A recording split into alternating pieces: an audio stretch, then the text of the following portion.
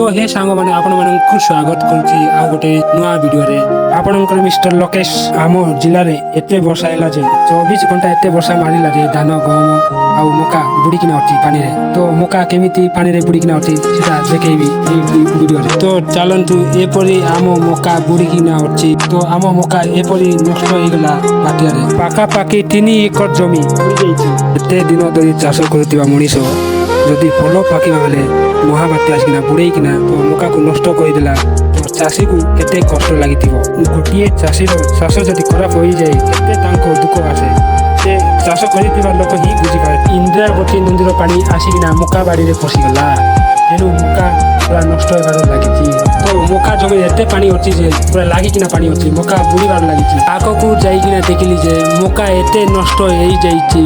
तलकू जाइकिना देखिली जे गछटा मरिबार लागिछि।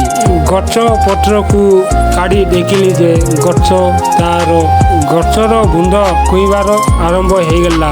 फसल तो पूरा खराब हो गला आम बाटिया लगी।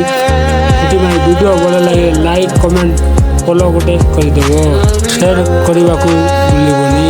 एते मास शेयर कर वीडियो को जगार एमती बाटिया होता चाष बुड़ी कमेंट करेंगे। वीडियो भल लगे गोटे फॉलो कर दियो।